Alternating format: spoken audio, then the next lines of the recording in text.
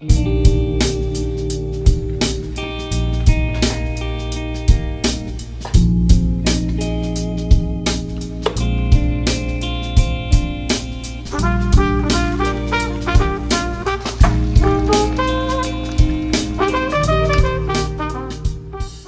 les amis, bienvenue sur ma vidéo YouTube. Donc aujourd'hui, on va parler un petit peu de la perte de poids. Pourquoi est-ce que tu es bloqué dans ta perte de poids? Donc je vais vous donner mes quelques conseils sur le sujet. C'est parti! Alors prenons par exemple l'idée que tu as suivi un régime, tu fais du sport, tu as peut-être perdu 2-3 kilos. Et à un moment donné, ça fait 1 mois, 2 mois que tu ne perds plus du tout de poids. Dans ce cadre-là, il faut que tu regardes qu'est-ce qui ne va pas. Donc il peut y avoir plusieurs paramètres qui ne vont plus. Au début, tu as commencé à faire du sport, tu as commencé à améliorer ton alimentation. Du coup, tu avais tes dépenses caloriques qui ont augmenté parce que tu faisais du sport. Tu as changé ton alimentation, tu as peut-être retiré, je sais pas si tu buvais des sodas, des trucs sucrés, tout ça, tu l'as peut-être retiré.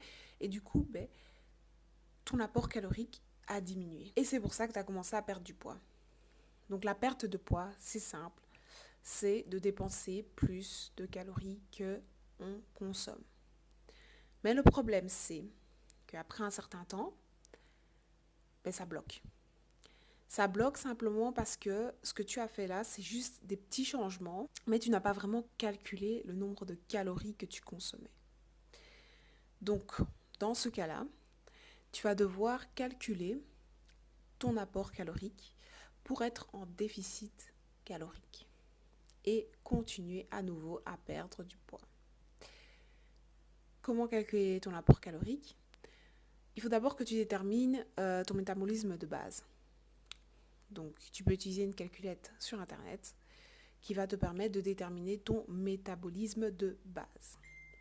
Une fois que tu as déterminé ça, tu vas ensuite rajouter tous les paramètres nécessaires, c'est-à-dire la dépense calorique, pour obtenir le nombre de calories que tu vas devoir consommer pour maintenir ton poids.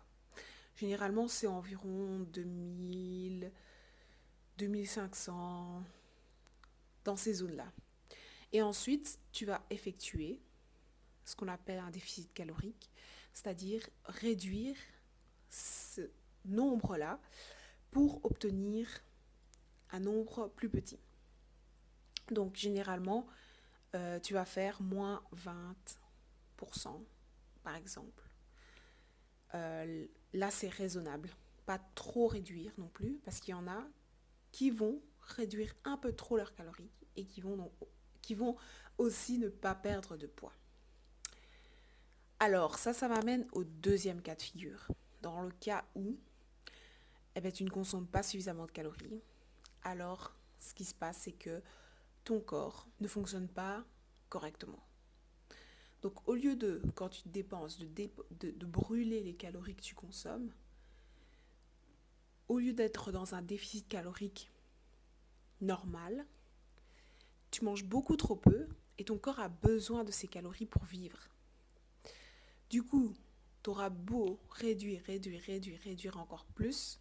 Si tu es déjà à une consommation trop réduite, ton corps va vouloir garder tout ce que tu manges simplement pour pouvoir survivre, parce qu'on ne peut pas vivre toute une vie sans jamais manger. C'est logique. Donc dans ce cas de figure-là, tu vas devoir augmenter ton apport calorique. Mais attention, augmenter progressivement et continuer à te dépenser, bien sûr. Continue à faire du sport et tu augmentes progressivement ton apport calorique. Et tu vas terminer par voir que tu perds du poids. Tu seras là, mais je mange plus, mais je perds du poids. Oui, parce que ton corps commence à fonctionner normalement. Tu te dépenses, tu perds du poids et tu n'es pas à un apport trop important non plus au niveau calorique. Tu as un apport normal ou en léger déficit. D'autres possibilités peuvent être également si tu es atteint de certaines maladies Ou bien si par exemple tu as des problèmes avec ta thyroïde, avec les hormones, etc. Donc là, il faut absolument aller voir un médecin. Donc si tu vois que les deux cas de figure que j'ai dit avant, c'est pas toi, ça fonctionne pas. euh, Si tu as testé le premier cas de figure, tu vois que ça fonctionne pas. Le deuxième cas de figure, ça fonctionne pas. Mais vraiment tester à fond, hein. Pas faire les choses à moitié, se dire ça ne va pas. Euh, Va voir un médecin, va consulter, va faire une prise de sang, va voir ce qui ne va pas au niveau de tes hormones, de ta santé en général. Et ça pourrait énormément t'aider. Parce que si tu as un problème de thyroïde, que tu prends des médicaments pour, que tu as certaines même allergies qui ont des conséquences, peut-être que tu te sens toujours ballonné, que tu as des trucs, etc. Eh bien dans ce cas-là, on va te donner la solution par le médecin. Et comme ceci, tu vas combiner avec les deux premiers cas que j'ai cités. Et là, normalement, tu devrais voir les résultats. Merci d'avoir regardé ma vidéo. N'oublie pas de t'abonner, de partager et de liker. On se voit à la prochaine vidéo. Bye bye.